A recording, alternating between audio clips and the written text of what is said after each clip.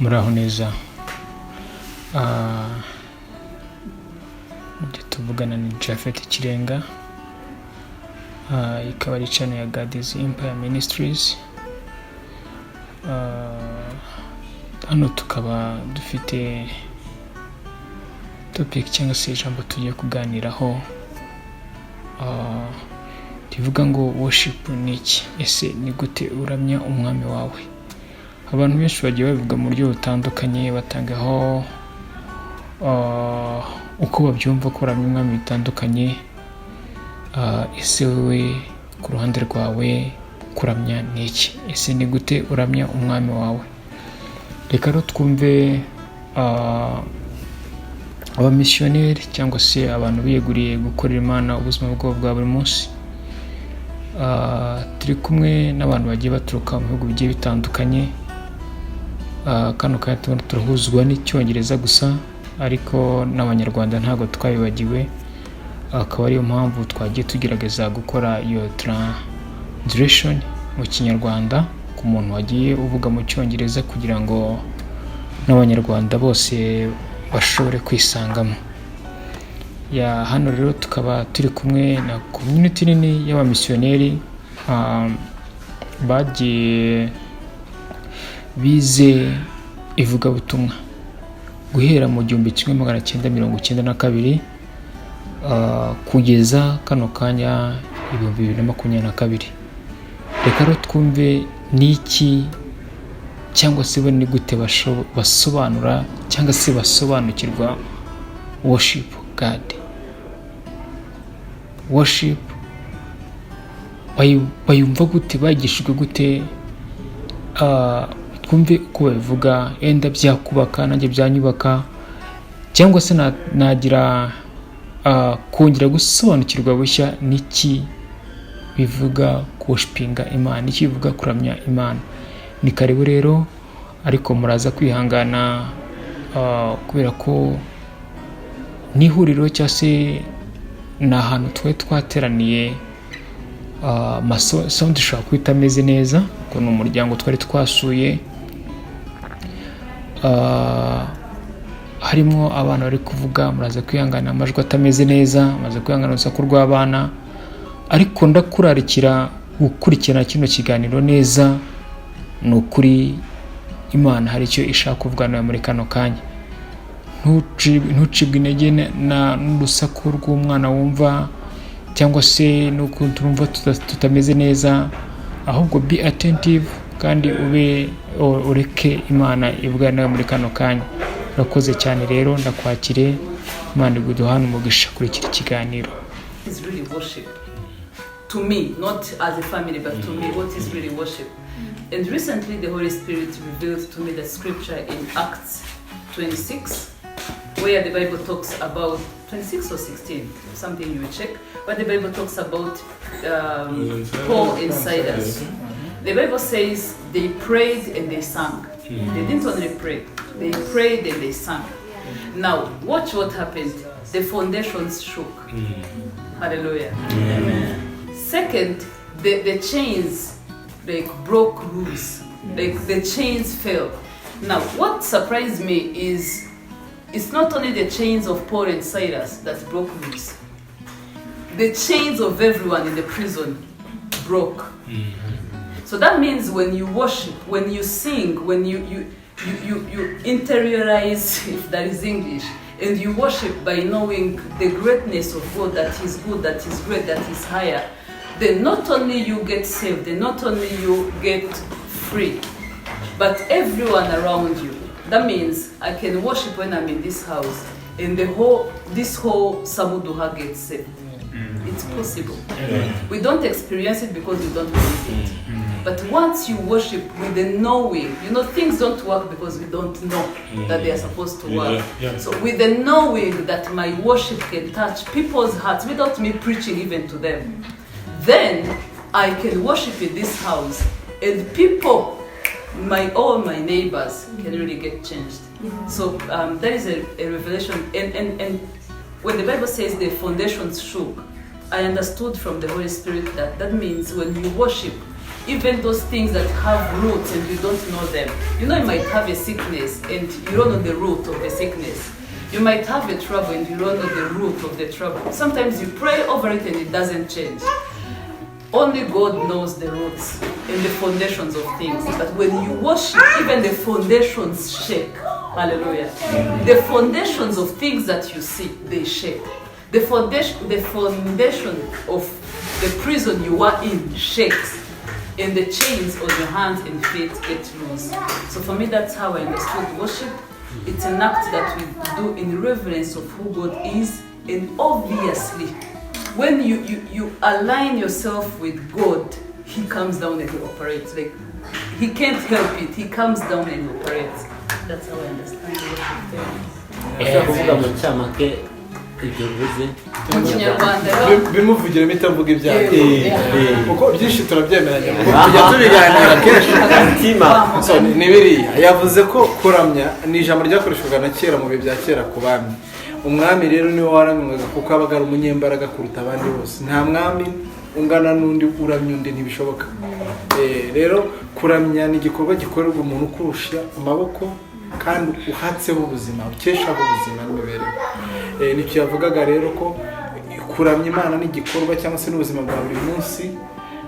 Igihe cyose tuba twumva ko Imana ituruta kandi ibyo dukora byose tubikora munsi yayo, tubikorerayo kandi ari ihabwa icyubahiro muri twebwe. Samari sibyo? Noneho urugero yatanze yamaze igihe asaba Imana bimusobanurire kuramya icyo ari cyo, imusobanurira binyuze mu cyanditswe cyo mu byahishwe cyakozwe n'intumwa 15 inkuru za Paulo na Sila, aho bari bafunzwe baboshywe iminyururu ku maboko no ku maguru, ngo nuko bararirimba ngo baranasenga. Mu kuririmba rero no mu gusenga ngo gereza iranyeganyega, imfatiro zabo ziranyeganyega, iminyururu yabo iracikagurika. Ariko si bo bonyine, n'abari bari muri iyo gereza abandi, haba bari basinziriye cyangwa se bumvaga iminyururu yaracitse. Baba kuramya ko ari ikintu gikomeye cyane kidafasha wowe gusa. Niba uri kuramya ariko ubishyizeho umutima, ntabwo ari gusa n'aka gace kose gashobora guhinduka. Impamvu ibintu bidakunda ni uko bikorwa tutabizi. Itazi ikintu icyo gikora ntabwo cyakoreka. Urugero nshyizemo rwanjye n'urunguru, iyo ufite imfunguzo nyinshi ariko utazi umuryango zifungura ntabwo wafungura. So nakomereje ibyanjye rero.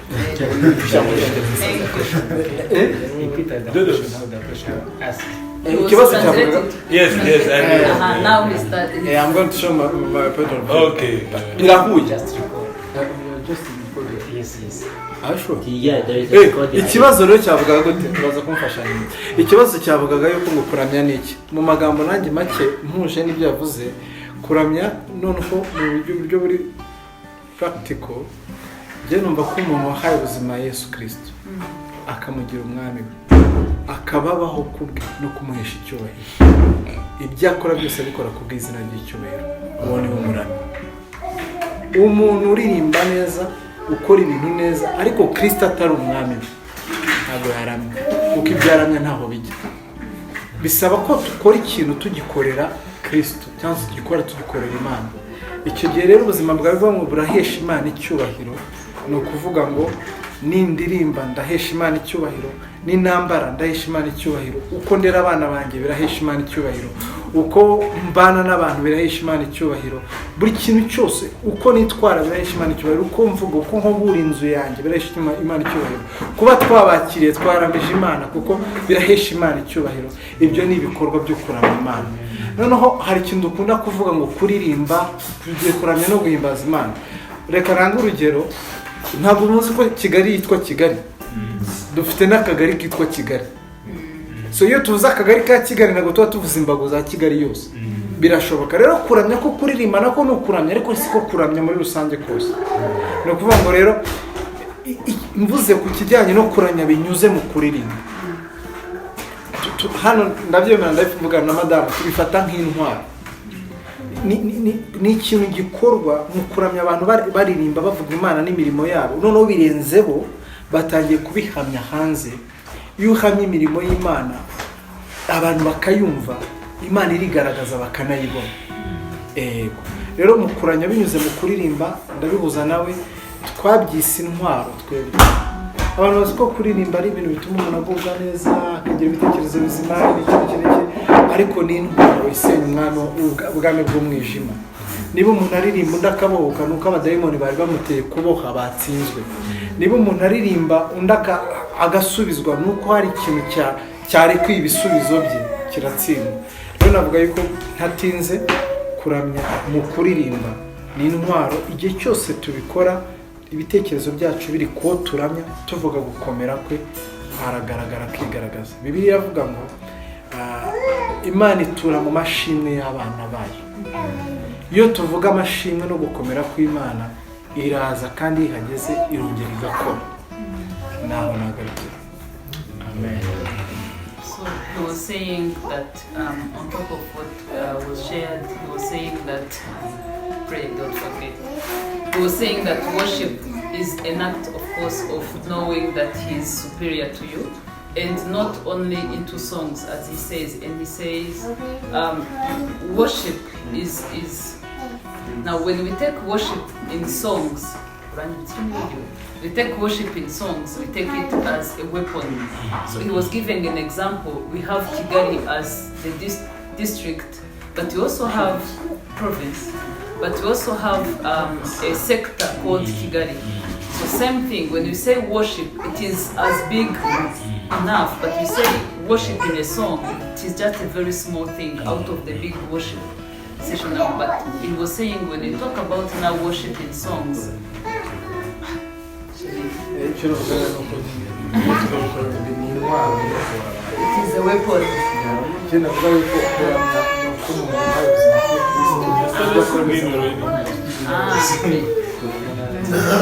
Yeah, and he was saying that you can't worship when you didn't give your life to Jesus.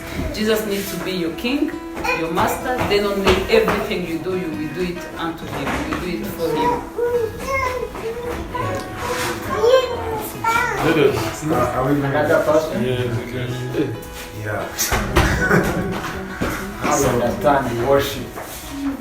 In my own opinion, worship is to be aware of who God is in your life despite your circumstances. Yeah, because we tend to worship referring to our social lives, like what we are facing. If we are happy, it is easy for us to worship. But if you are in sorrow or you are sad, it becomes hard to worship. Worship rero no kumenya aho Imana iri ukitaye ku bibazo ufite mu buzima muri sociale. Yeah, so in my opinion, no matter what circumstances is, if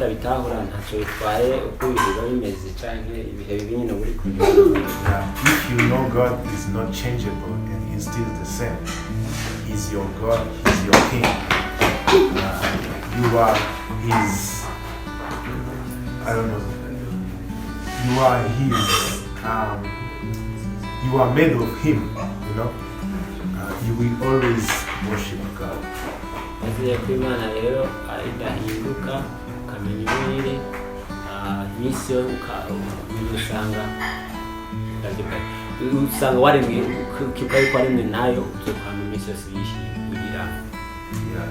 So for me, worship is to know who God is, and you know that He is your King. He needs to be worshipped. Umukwiye kuyiramya nk'umwami atari umuturagora wese.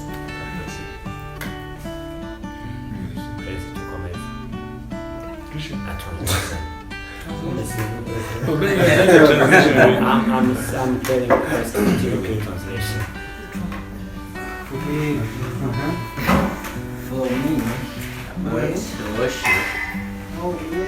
worship, my opinion is tekerezo cyane n'iki.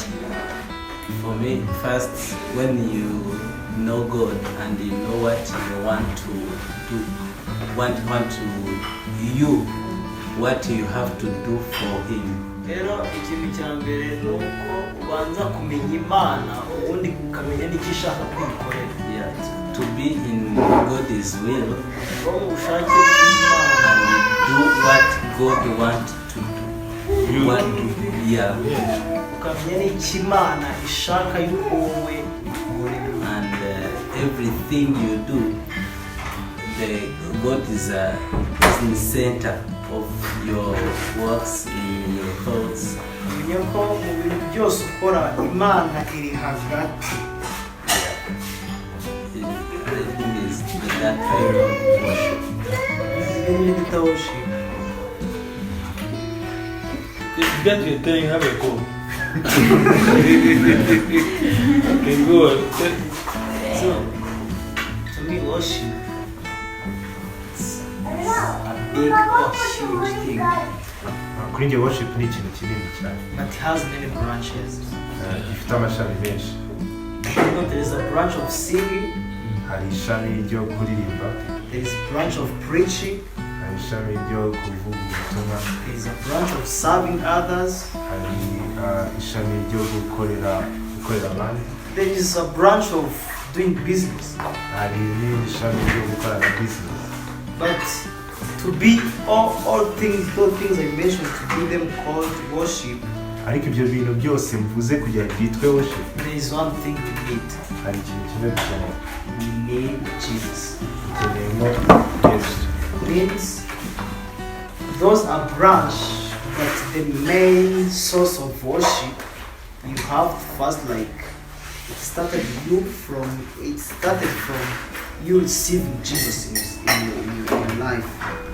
Ayo mashami yose ashingiye ku kintu kimwe cy'ingenzi cyo kubanza kwakira Yesu nk'umwami mu buzima bwawe. So you to have branch or to sing, wowe kugira ngo ushobore kuririmba, even people outside there they sing, n'abantu bo hanze bararirimba, but what make difference from their songs and our songs, ariko igitandukanye indirimbo zabo n'izacu, for us we are saved.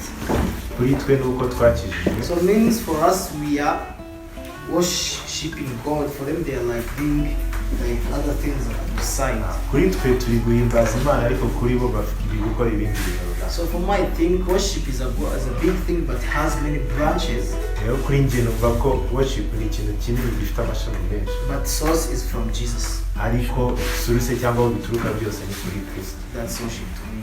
Icyo ni cyo bita worship kuri njye. Okay, thank you. Everything you said is true, and I think I can also contribute. Ibintu byose bavuze nibyo, nanjye ndiko hari icyo navugaho. Yes, to me I think worship is like a prayer. It's a communication between us and God. Kuri njye numva ko worship ni nk'isengesho, ni kuvugana hagati yacu n'Imana. But this time around, it's us to listen because God is the one who is speaking. Ariko ahangaha ni kuri twe kugira twumve kuko Imana niyo iri kuvuga. Yes. When we were doing this yesterday, the first day, the Christian told us that cleaning the toilet is worshiping. Ku munsi wa mbere Many of us started thinking it is political. This thing is just.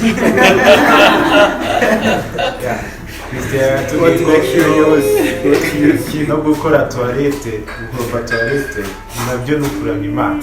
Tekereza ko ari siyasa cyangwa politike bari kudushyira. But for now we have started understanding that when you are also doing that, God is talking to you. Ariko ubu ngubu natwe twarabyumvise ko igihe uri gukora ibyo ngibyo Imana hari ikiri kukubwira. Yes, even when we are singing, n'igihe turi kuririmba, I just listen. I pray that may God talk to me. Ndasenga kugira ngo Imana igire ikintu inyigisha. And most of the things I feel like God is talking to me. Kandi ibyinshi byakira aho ngaho byizera ko Imana iri kuvuga. So I feel to me worship is praying. But this time around I'm not interceding, but I'm receiving. So numva ko hano worship kuri njye no gusenga, ariko mu buryo butari nko gusenga ndi kubwira Imana ahubwo ariyo iri kumbwira.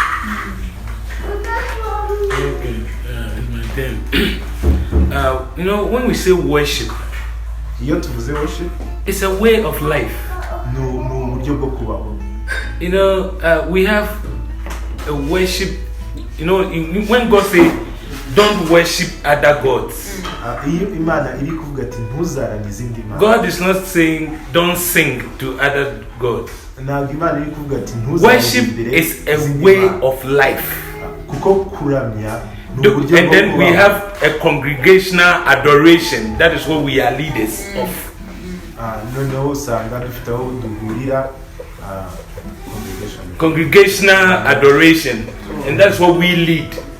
Tugahura umwe akagira uwo ayobora. When somebody is worshiping idols, iyo umuntu ari kuramya ibigirwamana, the idol will tell you this idol hate Fanta. And so in your daily life you don't touch Fanta. That is what we call worship. We have a God who have told us the things he likes and the things he don't like he's saying. And so when you are not doing what he doesn't like and you are doing what he likes, that is worship. But what we here lead people is a congregational adoration of our Maker. And so Madam mentioned even the songs. Madam mentioned even the songs we sing. We think every song that is slow is worship. But I tend to differ. You know, in the congregational adoration we lead. Yeah, where we go and lift God up. It is solely to adore Him. That's not the time to even ask. We are giving something to Him. turamuramya gusa tumuramya tabitora ko tujye kugira icyo tumusabye. Yes, I wish I'd speak this language, God. And even the songs, we sometimes you see a worship during worship. Then we sing, I will lift my eyes to the Lord. Where comes from my help? My help comes from the Lord. You know that song. It's a petition song. It's not a worship song. The fact that it is slow. Even in Ghana, where they sing, oh no Jesus, no life, no Jesus. You are just proclaiming. But worship songs is, I will adore you. You are greater, and sometimes even the song you sing should be a first person statement. I would explain it a little. And that the song is that you are telling God how big you are. Even songs that make God a second person. That means that as if you don't, there are certain songs that will say, He is God, He is God. It's true. He is risen. You are not making it personal. So when you are even singing, you say, you are Lord. You understand? The one who is, you are singing, you are personalizing it to God. That means you are giving something to God. Even the selection of congregational adoration, even we should even watch it. I think you get what I'm saying. Yes. And so I believe that worship is a way. Every day you are worshiping God. Wherever you find yourself, you are doing when you are doing what God likes and not doing what God don't like, you are worshiping. That's the word worship. But like he said, we have different but the one you and I lead every Monday morning is to take people to the presence of God, to give Him something. And so that is what I would say. But worship is, it should be every day, everywhere, every corner. In my country, some of the gods, when He says don't take Fanta and you take Fanta, He will strike you.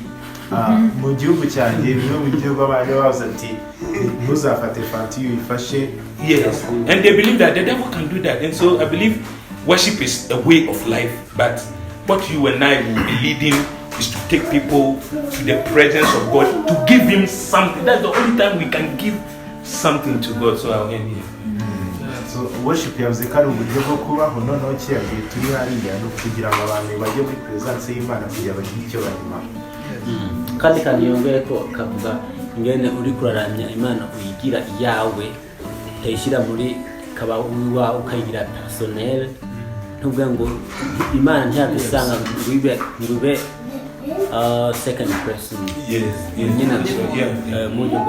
ngo he is ariko you are uri hamwe iba wewe face à face wowe nayo atavuga umenye twavuga proclaiming ivuga ariko wewe amaso ku yandi.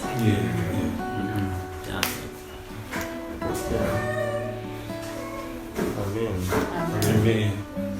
Ndikuganye nimisha kukuramya hari ahantu umuntu ashobora kubohokera In my opinions, I feel like worship is some places you can get delivered from. kubera ko ni igice ubwiramo imana ibyawe nayo ikakubwira ibyo igukeneye. Because it's a part you tell God what you have and God tells you what He needs you to be. kandi nkumva yuko kuramya no gukora buri kintu cyose cyiza kinezeza imana. And understand that to worship is to do good things that will please God.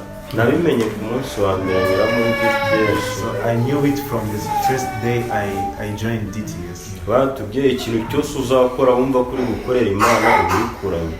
They told us like whatever you're doing, knowing that you're doing it for God's purpose, you are worshiping God. hashize iminsi batubwira imbuto za mwuka wera. And after a few days they told us about the fruits of Holy Spirit. mpita mbona ko kuramya ari ugukuza imbuto za mwuka wera muri wowe. And my take was like worship is to gain those fruits of the Holy Spirit. kandi bajya bavuga ngo imbuto zikuze n'abaturanyi basoroma. And they say if the fruits are grown, also the neighbors will also get the fruits from it. ni ukuvuga ni iyo uramije neza So it is like when you worship God in true way, abakwegereye babona ingaruka nziza z'ibyo wakoze. the people surround you will gain something good from you. bagasoroma ku munezero wabibye. They will get the joy that you harvest. burya iyo ubibye ibyo ubibye biba bikeneye ifumbire. If you sow something, you will need the fertilizer. kandi iyo tubibye dukeneye ifumbire ituruka mu ijuru kugira ngo ibyo twibibyemo bikure. And if we sow, we need the fertilizer coming from heaven for that seeds to grow. ni ukuvuga ni gukora neza bijyana no gusenga. So it is like when you do something good, you will also need the prayers. nkaba numva yuko kuramya nyine ari uguhamagara imana ukayereka imirimo myiza wakoze. And I understand that to worship is to show God good things that you do. Thank you. ngiye kuvuga urasobanurwa nyine njyewe ntabwo njya kure y'ibyo abandi bavuze. I won't go further from what other people say. nagiye kuvuga urasobanura nyuma.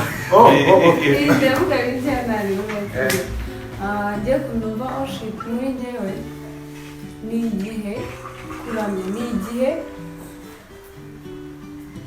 ufite nk'umuntu uri hejuru yawe cyangwa imana nyine iri hejuru yawe ifite byinshi ikora mu buzima bwawe nyine ukayiha agaciro kanini mu buzima bwawe nyine ukumva ko ariyo igenga ubuzima bwawe. urugero wenda iyo uri nko gukoropa ugenda mu muhanda uri nyine gukora ibintu biri mu bushake bw'imana imana ishaka njye numva ko ari ibintu biba worship ari muri kuramya. ikindi worship kuri njyewe numva ari connection iri hagati yawe n'imana. Okay. The first thing she said is like worship is to know someone who is important in your life and know that all the things you do, you are doing it for His glory. Okay? And the second part was yes, about the connection. Like you worship because you have the connection with someone. Yeah, you worship.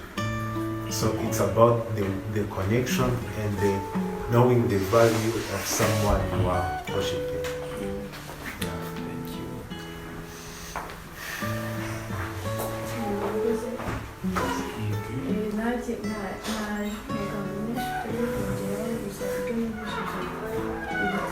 gusa ari icyo ejo twize hari umupasiteri w'iterambere agiye kuri Miracle Center, hari umupasiteri watwigishije ijambo yarangije avuga ati ni akantu ushaka kubasangizaho gatoya n'ubwire kambaye n'ikintu ni nk'inzira yo kugenderaho nyine ikintu cyo nahishuriwe n'icyo nabanje kumenya nuko Imana itagihamye uburyo yaremye iminsi itashaje yuko hari umuntu uhagarara kuba yagira ari ikintu icyo ari cyo cyose gihagarara ku mirongo menya yuko niba Imana yaremye umubumbe w'isi wenda tuvuge ngo niba ari amanywa Afurika yose wenda ubwo turi mu ijoro bahagaritse kuramya Imana ariko muri Amerika bo ahandi muri biriya bice by'Uburayi bo barimo guhimbaza Imana nibwo urumva nibwo bwakeye urumva nagize ishurwe yuko ntabwo ikintu Imana yaturemeye ari ukuyiramya gusa byakwanga byakunda kuko ahantu hariho hose yaba ari mu Burayi yaba ari ikintu warwihindagurika kuko tugiye kuryama nabo bajya kuyiramya nabo bajya kuryama tukajya kuyiramya rero ikintu nahishuriwe yuko kuramya ni njyewe uruhare rwanjye ni nk'ubusabane bagirana hagati y'Imana. So the interpretation here is last Sunday she went to the church, to the concert in the church, and they said like everything God created those things to worship God, and like if here it is in the night, in the West countries they are in the day, and if we cease to worship God here, like they are starting to worship God from there, and her take was we are made to worship, like everything that we are supposed to do, no matter what things that we are facing, we will have that first priority to worship God. Dore? Shoot.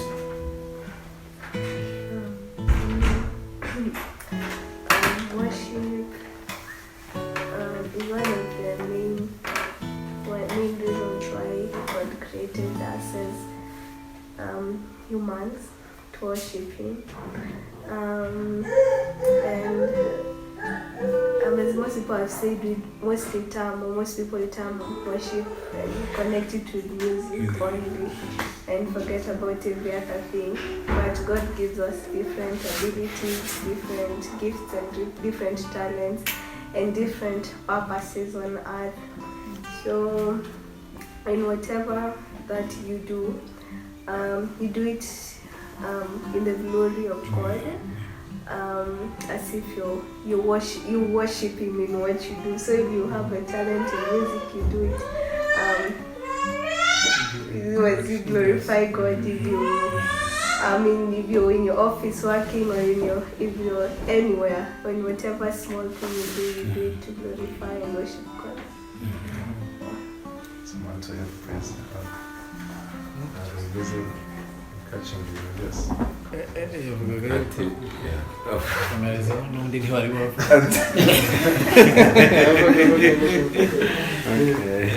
rero bavuga ngo bimwe mwayobozeho cyangwa se byinshi mwayobozeho, ariko kuramya Imana ni ikintu icyo ari cyo cyose ukoze ariko harimo guha Imana icyubahiro.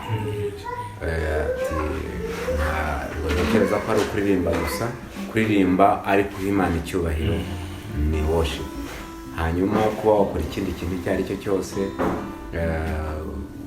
ikindi kintu icyo ari cyo cyose uri gukora ariko harimo guha Imana icyubahiro, kuri we ni ukuramya Imana.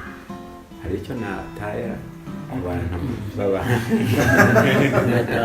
yavuze ko abantu bose Imana yabahaye uburyo butandukanye, impano zitandukanye. Ubishoboye mu kuririmba aramya Imana, uri muri ofisi ibyo akora abikora neza akaba ari kuramya Imana. Ni uburyo butandukanye bwo expressinga, gushyira hanze uburyo uri kuramya Imana. Murakoze yuko navuga gusa nyine ibyo nakavuze byose nagiye byumva ariko ikindi nakongeraho kuramya Imana nyine nibyo mbona ari byo uko ngiye nkurikije uko ndamya Imana yanjye mbona ko ari byo bikwiriye kuko mbona ko nta kindi kintu mbona nabyiza. Ubwo rero nyine ahubwo biterwa hari nk'ubwo mba muri nk'ikintu by'umuhango gusa kwa kundi nyine mba ndi mu mubiri niyobora ariko mwe nkoze ikintu mvuga ati ngiye kuramya Imana mba nyishima mvuga ati Imana nta kindi kintu cyo nakunyuza numva ko nyine binezeza. Murakoze. Yeah.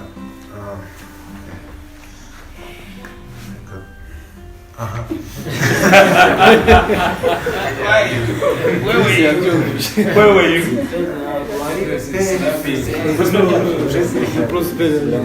So she said, much has been said according to what I know, but he just mentioned that according to how she worships her God, it's the way that she thinks that satisfies God, because nothing else she can give to God. So there's another thing. So there's another thing she said that sometimes she's not always the spirit, so that she can do the right thing always. Sometimes she's in the flesh, she directs herself, and other time she's in the spirit is leading her to do many things. That's why I had flow. That's all I had. Thank you. nanjye navuga ku kijyanye no kuramya Imana. Nanjye nko kuramya Imana ngendeye ku rugero rwanjye. Dawidi ngo yajyaga afata inanga agacuranga umwuka mubi ukava mu rusengero. Dawidi ubundi njyewe nkunda kwisanisha na Dawidi ibyo yakoraga byose, kuko ibyo yakoraga byose yaramyaga Imana ikamwishimira. Ni ukuvuga ngo Dawidi nubwo yaramyaga Imana ikamwishimira, hari aho yakoraga bitwereka ko hari aho yakoraga icyaha, ariko afata inanga yacuranga Imana ikamubabarira. Ni ukuvuga ngo icyo Dawidi Imana icyo yamubabariraga ni uko yakundaga Imana aramwishimiraga kuko yarayubahaga.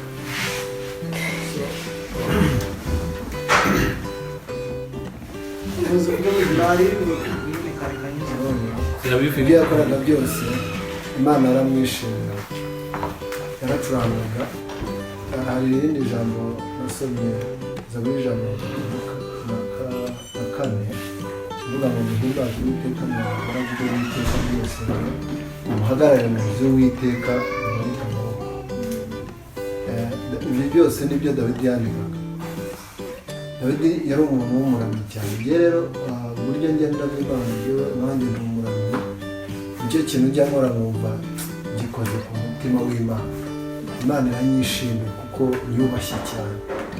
So njyewe rero ntabwo navuga byinshi kuko ibyinshi ntabivuze, ariko kuramya Imana nicyo kintu Imana yishimira, kinayinezeza, kigatuma ibasha kumva ko ikomeye imbere yawe, kuyubashye. Murakoze cyane. He takes himself as referring to David, as how David was worshiping God, and the evil spirits will go away.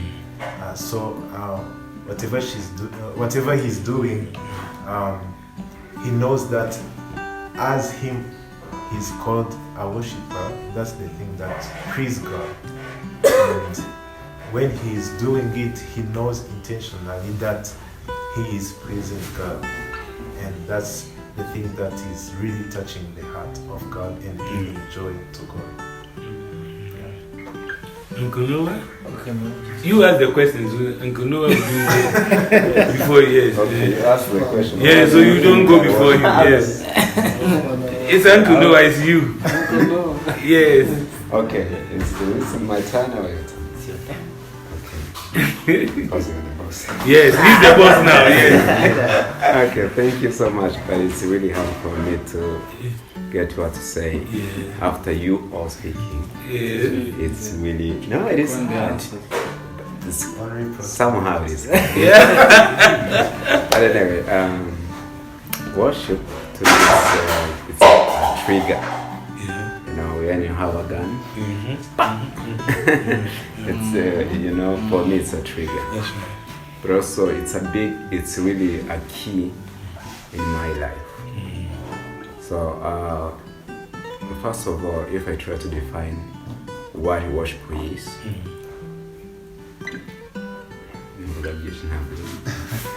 can we go like worship trigger it's nk'imbarutso niba ureba imbunda ifite imbarutso of everything. That's to me, that's how it is. Kuri we niko worship kandi akaba ari narwo rufunguzo mu buzima. To say this is what I mean. Where whatever I do, ibyo nkora byose, and I involve Jesus, nkashyiramo Yesu, to me is a worship. Icyo kintu kuri njye ni worship. Not just to say, oh, Jesus, come in this, but truly I involve Jesus in whatever I do. Atari ukuvuga ati Yesu ngwino muri bino bintu, ahubwo mu buryo bwa nyabwo icyo kintu nkagikora nashyizemo Yesu Kristo. If I'm doing business and ndi gukora business and Jesus is involved, Yesu akaba birimo, I'm worshiping God. Ndi guhimbaza Imana. If I'm cultivating, ndi guhinga, and Jesus is involved, Imana ikaba ibirimo, to me I'm worshiping. Kuri njye ndi guhimbaza Imana. If I'm having fun with friends, having a fun inshuti, and Jesus is involved, Imana ikaba irimo hagati. Because sometimes when we are having fun talking things like that, sometimes you bring some lies and whatever.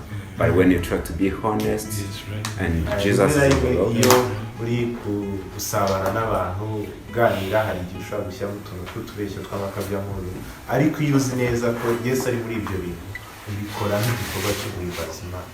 So another thing I would like to say, to worship for me, if I want to be a true worshiper, I need to be authentic.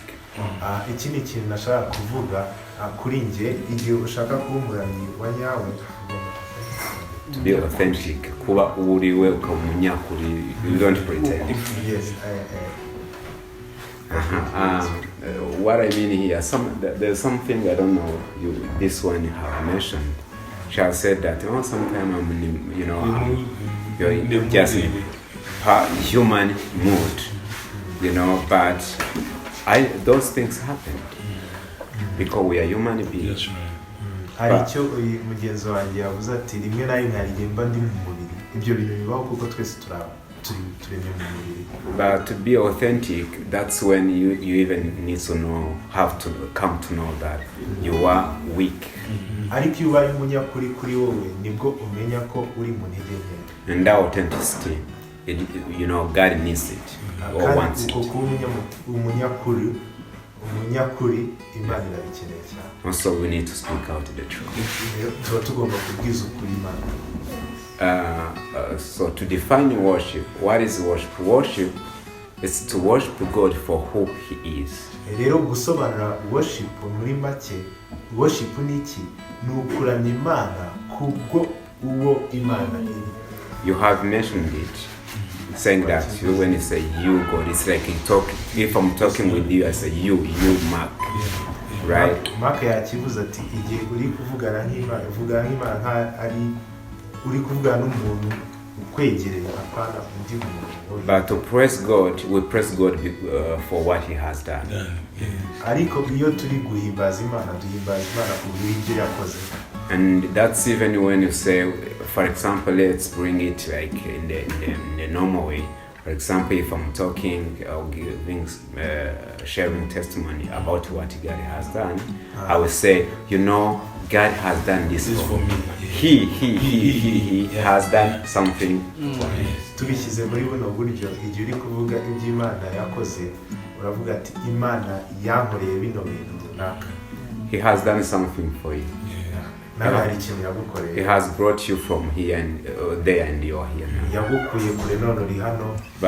But when you worship God, you tell him personally, oh God, it's you, between you and God. ariko iyo uri kuramya Imana uyibwira na mugenzi wawe ni wowe n'Imana nta wundi muntu uri hagati. It's like you're having conversation with him.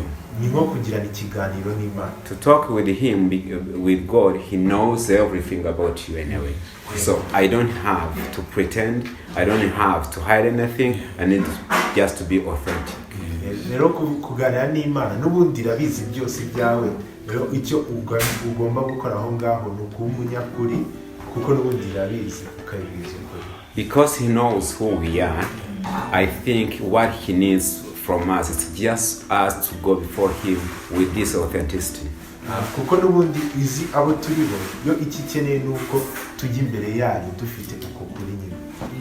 So actually that's how I think about worship. And also, as I was mentioning that it's a key for me, I bring it as my personal application.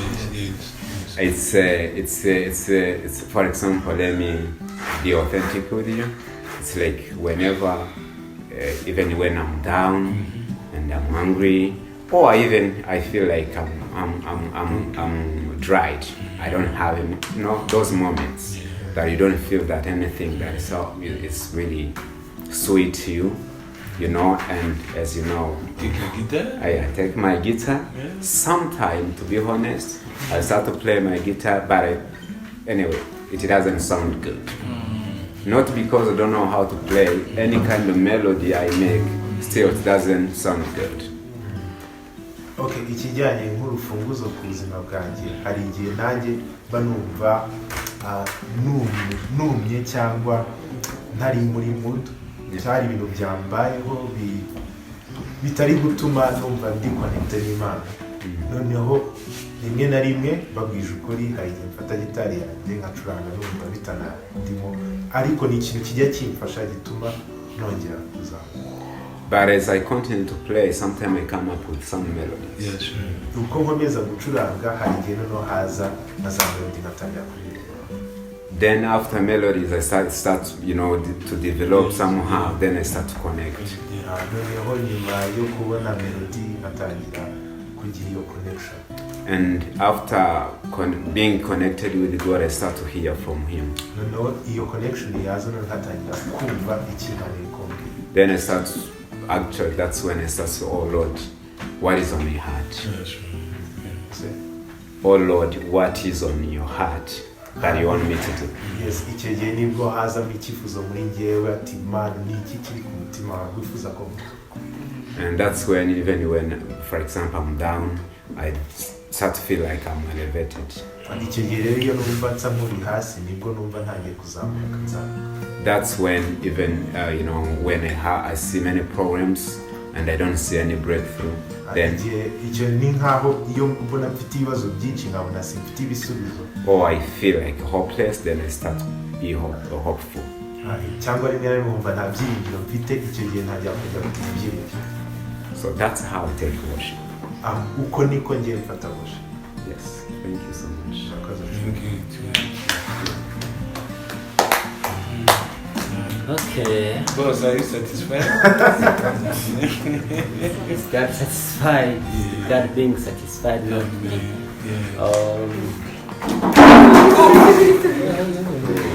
Is it sleeping? Oh, sorry. You should have looked at it.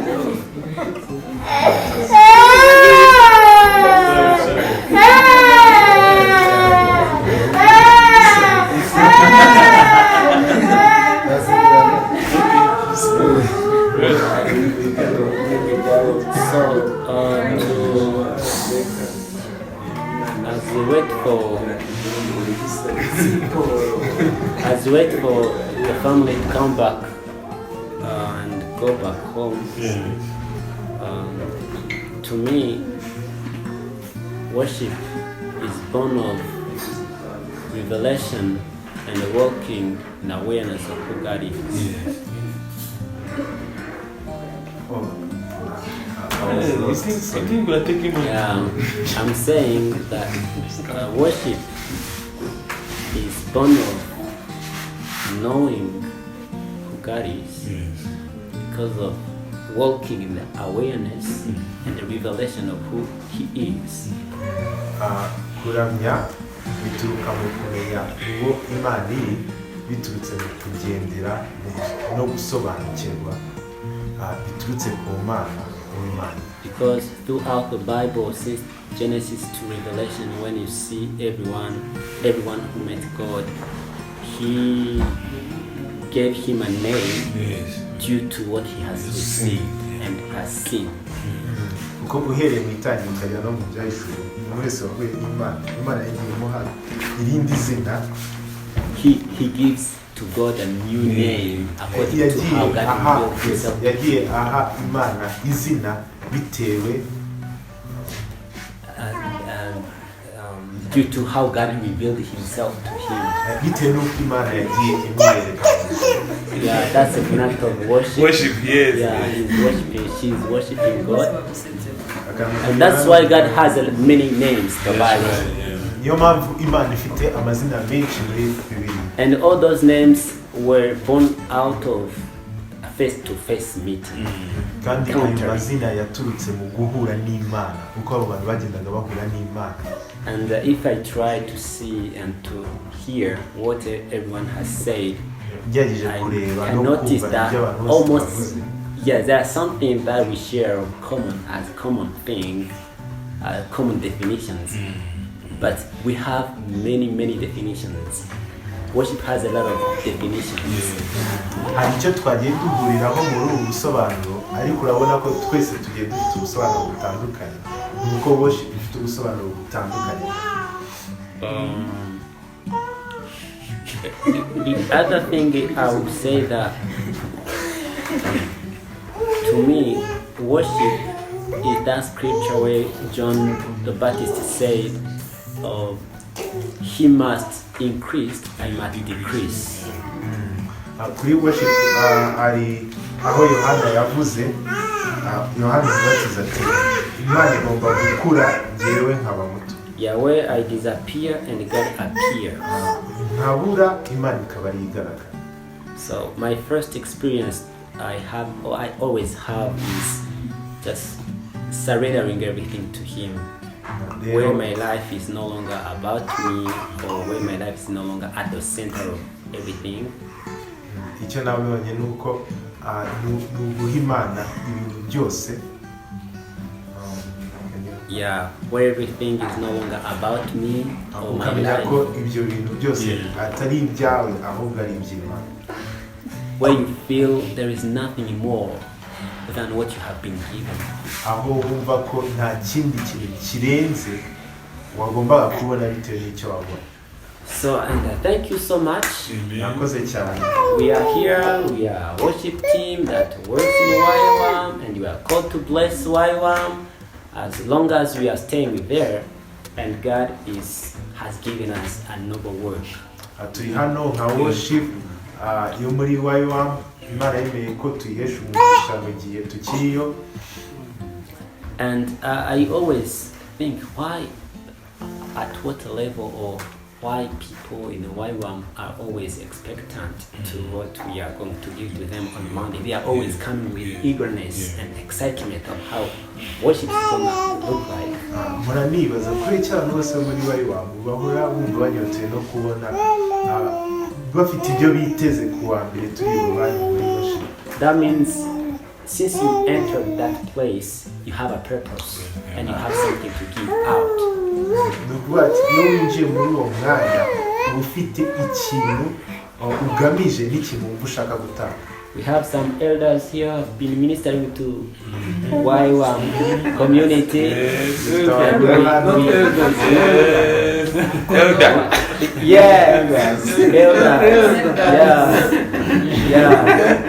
Those who laid some foundation before come there. Abakuru hano bakoze umurimo And you know, sometimes they don't have time, but they push themselves to come.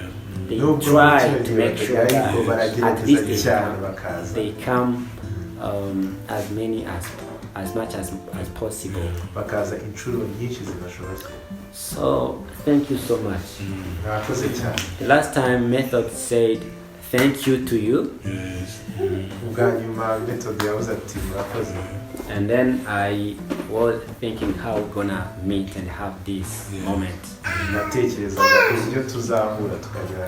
So we have a plan we had a plan, not that it was just been sabotaged, but it is still going on to have a community worship.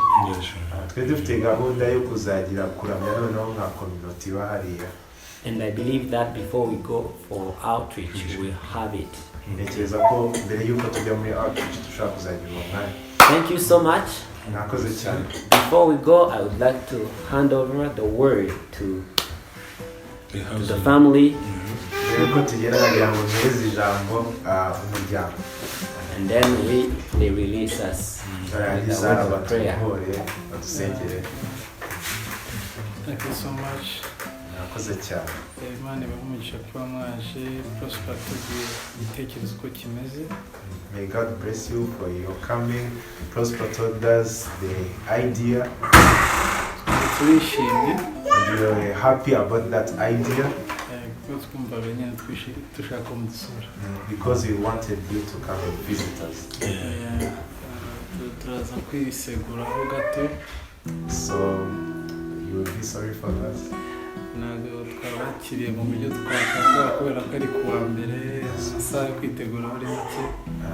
didn't welcome you as how we expected or we wished to welcome you because we are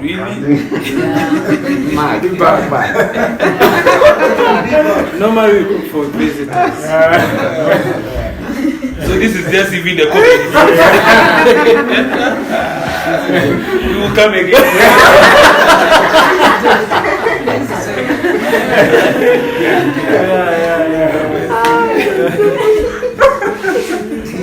Please accept our apologies. Oh. ariko Imana ishimwe ko bidufashijemo kandi banashima n'amatara ko ibintu byose iyo byagenze neza bijyana mu biteje. So I give the praise to my wife. Very good. Praise to my wife because everything that happened here, there's someone who made it the first to happen. So rero twari kubashimira no kuri murakoze cyane mwe wese kuri twebwe no igiciro. So we wanted to thank you. Everyone here is of value, is unique. So we wanted to thank you. Murakoze cyane. Madam, thank you indeed. Icyavuga gukomeza gusenga no marini ukunze kugira umutima w'isengesho ry'abashyitsi. Arandusha kuri yo kote. She is too eager to pray for the visitors. She's anointed. Thank you so very much. I would also like to thank you. It is always a pleasure as we prayed when you just arrived. It is always a blessing to have visitors. It is always a blessing. And I know the devil speaks. Sometimes I speak before he does because I know he will speak. I've forgotten translating. So I wanted to say, don't allow him to think that you made us late. I'm saying this not on your behalf. On the voice that you will hear after this. Normally we sleep at 00 and we sleep at 11. aya majwi menshi ageze nyuma adaturutse ku Mana kandi twabatinije n'iki twebwe akenshi turyama saa tanu rero nta kibazo gusa. Yeah, so don't worry. And thank you so very much. It is always a pleasure to have people to welcome. It is always in our DNA to receive visitors. Like, we enjoy it. Twishimira kwakira abashyitsi, turabashimiye cyane ko mwaje. As he say, normally this is not how we receive visitors, you know? Normally there is a buffet. We have seen it. Normally there is a buffet. So we wanted you to come during the weekend so that I might be home and might, you know, we might be all together prepare for you. But since it was a work day, we had to go to work, come back at 5, then you see the distance between 5 and 5:30 is very short. You know, you have to prepare something quick. Akenshi turateka ariko mugomba kuzagaruka nko muri weekend tukagira buffet. Yes. Please do before you go for the outreach. Jesus told us to gather together and to break the bread. Please come and we break the bread together. We cannot admit a bad, but you know we find our ways out. You know. We have our chicken back. Yes. So thank you so very much. Let us have a word of prayer. Heavenly Father, we thank you and we glorify your name. We thank you for a session that you gave us. In the beginning, we pray that you will be with us in the conversations, in the talks, in the discussions. We thank you for you have been here. You gave us the joy that is from you. For the Bible tells me that joy is also from the Holy Spirit. Jehovah God, we thank you for the joy that you gave us in this place. Thank you for allowing each and every one of us to know each other. You gave us the blessing to know each other. For we know that everyone that you bring in our life, it is for a purpose. So we thank you. We don't know yet, we might not know yet now the reason to why we met each and every one here, but you know. And we thank you for that purpose. And we pray that we keep being a blessing to each other. We thank you for the time you gave us all together. We thank you for your word when we discussed about worship. We thank you for each and every one, I believe, received something new, understood something new, received a new revelation. And I pray that you keep even revealing to us more and more as we keep approaching you. I pray for each and every one in this place, Lord. I pray you know each and every one, you know what you want. You know what everyone wishes. You know the deep thoughts of their minds. You know their prayers, their deepest prayers, what no one can know. You know what they come to you and what they really want from you. I pray that you bless that. I pray that you answer that in your will, Lord. And I really say in your will. For I know your will is the right thing that we might wish for. We might need and wish for so many things, but your will is the best. We pray for your will, O Lord, over each and every one. You have called us differently. You have called us different callings. You have appointed us in this world for different purposes. There is no one that is a mistake amongst us. Jehovah God, I pray that the reason to why you have placed everyone on this earth, not to be a number among other number. I pray that you let that work come to its accomplishment. The work onto which you have placed us in this world, Lord. Maybe you have placed one to just smile for people and be happy. Maybe you have placed one to be a great businessman that is full of the Holy Spirit. Maybe you have placed someone to be a missionary that will change the world and will take the gospel far away. Then maybe you have called one to be a very good entrepreneur that will change the world with the word's principles. Maybe you have called us for different purposes. Great worshippers, great people that will change the world. Jehovah God, we used to think that people that changes the world, they are politicians, they are scientists, they are those people that we know. But we have got to understand that we are here to change the world. It doesn't matter where we are from. It doesn't matter our background. It doesn't matter what studies we have taken.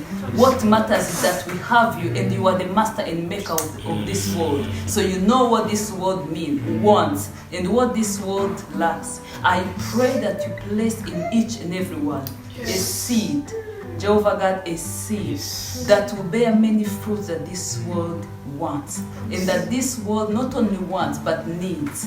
Jehovah God, you know what is missing in this world, and you have placed us in this world to change it in one way or another. I pray that wherever you have called each and every one of us to be, and in whatever calling purpose that you have placed him or her in this world, I pray that that seed grows, that we are the people that are wanted from this world, not wanted for a bad reason, but wanted because of the treasure that you have placed in us. And I pray that you keep your fire burning in our hearts. The Bible says, let the fire keep burning on the altar. Let it never shut down. I pray that your fire keeps burning in our hearts.